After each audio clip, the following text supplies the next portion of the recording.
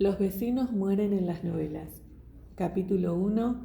Visita después de una tormenta. Cada vez que se mudaba de casa, John Bland tenía la costumbre de presentarse a sus vecinos. Así lo habían hecho siempre sus padres, y le parecía que si no realizaba esa visita de cortesía, algo faltaba para terminar de establecerse en su nuevo hogar. Aún en Londres, cuando después de casarse con Anne arrendaron el pequeño departamento en Hazlitt, no dejó de intentarlo entre los indiferentes habitantes del edificio donde vivieron sus primeros años de matrimonio. Sabía que cuando se mudasen al campo, en las afueras de Chipping Campden, su pequeña tarea de relaciones públicas sería muy breve, porque solo tenían un vecino, la anciana que vio en el jardín de la única casa cercana, la tarde que pasaron por allí con el empleado de la inmobiliaria. Pensaba visitarla algunos días después de acomodarse, pero no sucedió así. Habían llegado hacía un par de horas cuando John se encontraba en los fondos de la casa. Una fuerte tormenta, entre otros desmanes, había arrojado la rama de un árbol sobre la casilla del jardín. John trataba de removerla cuando vio a Anne salir de la casa. En su expresión advirtió que algo había sucedido. «Es papá, acaba de llamar. Él no durmió bien. No me gustó el tono de su voz. Yo lo siento. Realmente lo siento, John, pero necesito ir a verlo». John no disimuló su fastidio. No había escuchado el teléfono y esto lo tomaba de sorpresa. «Pero Anne, ni siquiera hemos abierto las cajas de la mudanza». «Lo siento», repitió ella, y bajando la cabeza dio media vuelta en dirección a la casa.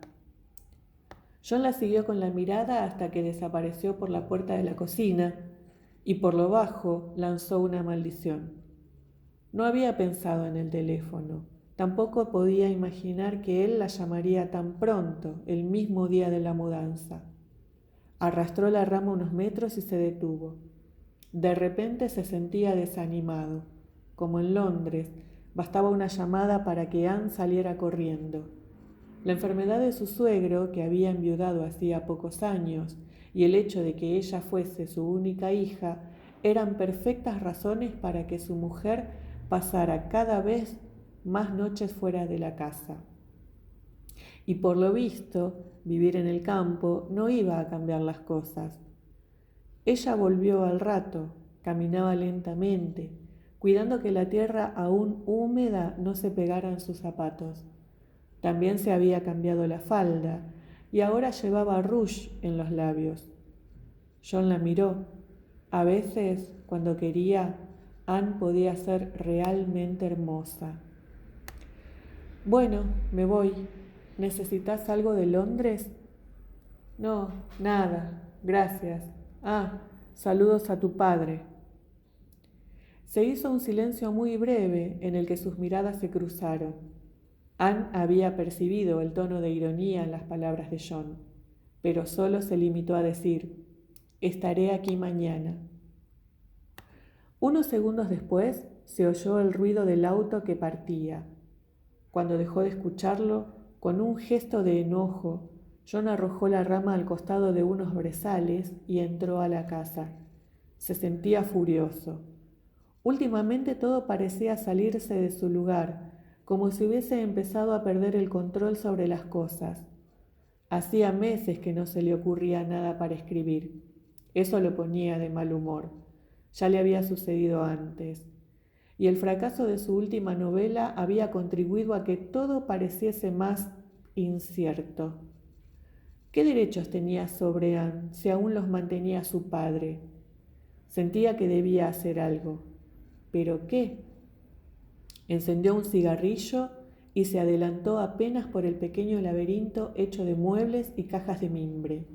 Miró a su alrededor. Los vestidos de su mujer habían formado una pila que se derrumbaba sobre el televisor. El teléfono, un viejo aparato que pertenecía a la casa, permanecía sobre la chimenea, y contra ella su sillón cubierto de ropa y pequeños paquetes en los que habían guardado los objetos más chicos. Allí casi no se podía dar un paso. De repente sentía que esa casa, el lugar con el que había soñado durante ese último tiempo, era un pequeño infierno. En ese momento se le ocurrió llamar a Dan. Tal vez hablar con alguien le sacaría de su mal humor. Estaba a punto de alcanzar el teléfono cuando se acordó que era viernes. Los viernes, Dan daba clases todo el día. No estaría en su casa hasta la noche. Se sentó en el apoyabrazos de uno de los sillones. No tenía ganas de nada. Entonces vio, a través de la ventana abierta, que después de todo era una espléndida tarde de otoño. El sol caía recostándose sobre los arces, apenas perturbados por una brisa del sur, que se extendían al costado de la casa. Decidió dar un paseo. Sus pequeñas explosiones de enojo no duraban mucho, y caminar un poco lo ayudaría. Buscó su chaqueta entre unas ropas que asomaban desde uno de los canastos, los cigarrillos que había dejado en la cocina y abrió la puerta. Al hacerlo, una corriente de aire hizo volar unos papeles desparramándolos por toda la sala. Había dejado abierta la puerta de la cocina. Con una pequeña maldición se volvió para cerrarla y también asegurar las ventanas.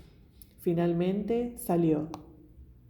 Comenzó a recorrer el solitario sendero cubierto de hojas secas que corría entre los árboles. Aquel viento muy suave le daba en el rostro. El olor del campo era diferente. Las cosas serían diferentes allí. Guardó las llaves en el bolsillo de su chaqueta, tiró la colilla del cigarrillo y levantó la vista hacia el cielo. Inspiró profundamente. El cielo era increíble desde ese lugar, y al voltear la cabeza vio a lo lejos la columna de humo. Debía ser, era la chimenea de su vecina. En ese momento supo cómo ocuparía la tarde. Caminó lentamente. Quería dejarse llevar por ese paisaje que, a medida que ascendía hasta la casa de aquella mujer, parecía abrirse mostrando el pequeño valle que los bosques habían disimulado. Casi llegaba al punto más alto cuando, bajo el hondo cielo azul, se detuvo para ver las sombras de las grandes nubes desplazándose muy lentamente por los campos que se hundían y se levantaban hasta perderse en el horizonte. Desde donde se encontraba podía dominar todo el valle y lo recorrió con la mirada para confirmar lo que suponía. Su casa, que ahora veía pequeña, casi perdida entre los bosques, y esa vieja construcción que ya empezaba a entrever entre las copas de los árboles, eran las únicas en todo el lugar. Permaneció de pie. Fue en ese momento que se le ocurrió aquella idea, o quizás no, quizás había aparecido aquella tarde, cuando pasó por allí y la vio sola, en el jardín. Cruzó el viejo portón de hierro. Detrás, unos macizos de flores eran los únicos que parecían cuidados en el pequeño parque, cubiertos por enredaderas que trepaban, a su vez, los troncos de los árboles. Más adelante se alzaba la casona. Se notaba que en algún tiempo había sido hermosa, pero ahora era solo una gran casa vieja. Tenía una parte central, con un tejado en el que nacían varias buhardillas, y hacia un costado se prolongaba en un ala que parecía más antigua que el resto. Del otro lado, una construcción de vidrio evocaba lo que debió ser, en otras épocas, un invernadero. John llamó a la puerta y esperó. Después de unos segundos le pareció oír un rumor de pasos en algún lugar, pero no era nada. Insistió y mientras golpeaba se escuchó la voz desde adentro. ¿Quién es?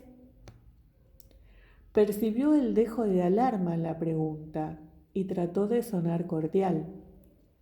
Soy John Bland, señora, su nuevo vecino. No hubo respuesta. Perdone, no quisiera importunarla, solo que hoy terminamos de mudarnos y se me ocurrió venir a presentarme. Si usted está ocupada, puedo... El ruido de la cerradura no lo dejó terminar. Después de algún forcejeo con la pesada puerta de roble, apareció el rostro de una anciana. ¿Vecino? No sabía nada de eso. Con mi esposa hemos comprado la casa que está allá abajo. John señaló con el brazo hacia el centro del valle. Y pensé en presentarme. Le ruego me disculpe si soy inoportuno. ¿Puedo regresar? La mujer lo interrumpió. No, por favor. ¿Cuál es la casa? Sí, la conozco. La he visto el letrero de venta. Pero la mujer soltó una risa simpática. No sabía que ya tenía nuevos dueños. Casi no salgo, lo siento. Adelante, señor. Bland, John Bland. John siguió a su anfitriona por un pequeño recibidor hasta la sala. La luz de la tarde entraba por dos grandes ventanas, cuyos cristales emplomados dejaban ver el pequeño parque que acababa de cruzar, y detrás, como en un cuadro, una pequeña vista de la campiña. John echó una breve ojeada al lugar. El ambiente era cálido, elegante y un tanto abigarrado de muebles y adornos, y de libros. Parecían dispersos por todas las partes, no solo en la importante biblioteca que se levantaba hasta el techo, al final de la sala. Sin embargo, le pareció agradable, salvo por ese olor a telas añosas que percibían desde que entró, y la hilera de fotografías sobre la repisa de la chimenea, en cuyo centro se destacaba, con un horrible marco dorado, la reina. Viejas inglesas, pensó, y miró a su anfitriona. ¿Cuántos años tendría? ¿70? ¿80? Nunca pudo calcular la edad de la gente anciana. Tampoco le interesaba. Para él todos tenían la misma edad. Eran viejos. Se sentaron en dos sillones dispuestos frente al hogar, donde un gran leño ardía pacientemente. Hacía un poco de calor allí. Creo que estoy muy abrigado. John se levantó para sacarse la chaqueta. De pie, mientras lo hacía, vio dos libros sobre una mesita, en el canasto con leños y el atizador al lado del sillón de su anfitriona. La anciana, mientras tanto, se detuvo un momento en el rostro de su vecino. Era irlandés, sin duda, pero le gustaba. Tenía un aspecto descuidado y parecía ser alguien agradable, aunque siempre tendría esa expresión algo idiota. Bland. Conocí unos Bland en Bath. Claro, de esto ya hace varios años. ¿Ha estado en Bath, señor Bland? Me temo que no. Desde que llegué a Irlanda podría decirse que no salí de Londres, señora. John se dio cuenta de que no conocía el nombre de su vecina. Oh, lo siento, olvidé presentarme. Soy la señora Greenwood, Emma Greenwood. ¿Desea usted que acaba de mudarse? Sí, en realidad aún no hemos terminado de desempacar. Mi mujer tuvo que ir a Londres por un asunto familiar. John parecía no querer entrar en detalles.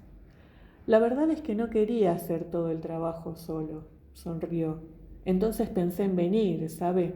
En el norte de Irlanda se acostumbraba a hacer una visita a los vecinos cuando uno llegaba a vivir a algún lugar. Sí, también aquí en Inglaterra, sobre todo en la campiña, claro. Tras decir esto, la señora Greenwood hizo un gesto de desaprobación con la cabeza.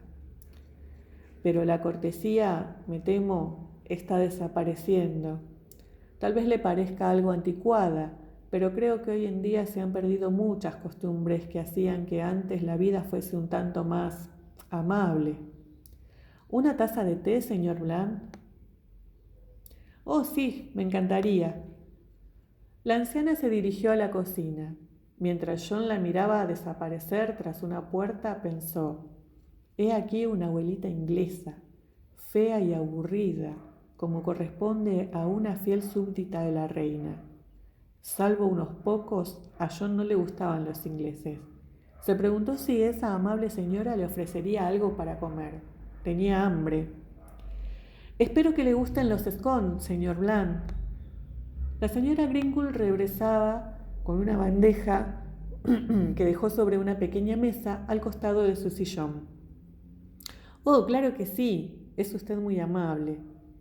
Mientras tomaban el té, la nueva vecina de John comenzó a hablar de sí misma, su vocación por los viajes y la decisión de vivir sola en Chipping Campden, aunque estuviese algo alejada del pueblo.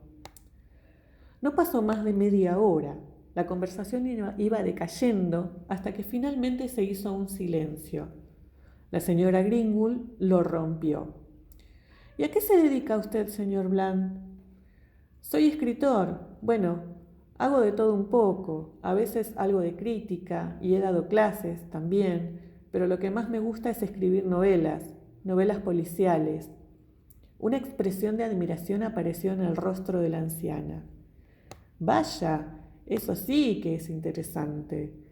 Se frotó jovialmente las manos y señaló hacia la biblioteca. Soy bastante aficionada a esos relatos. ¿Ha publicado algo? Sí, un par de novelas, pero no me fue muy bien con ellas, a decir verdad. Hoy el público prefiere la acción, usted sabe, cosas más duras y espectaculares.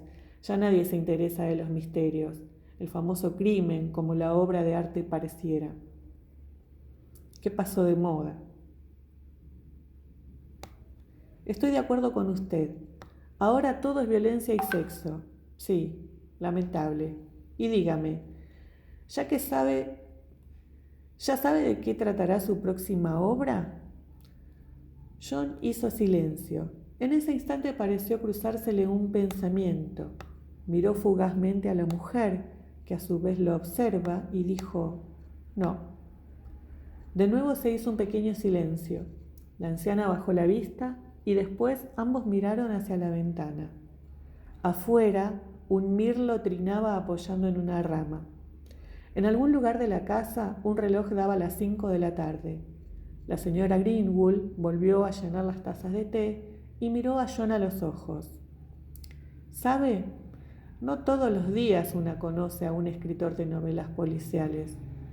Eso me recuerda, mejor dicho, me hace pensar que a usted podría interesarle una historia, algo que sucedió realmente hace muchos años y que trata de un crimen.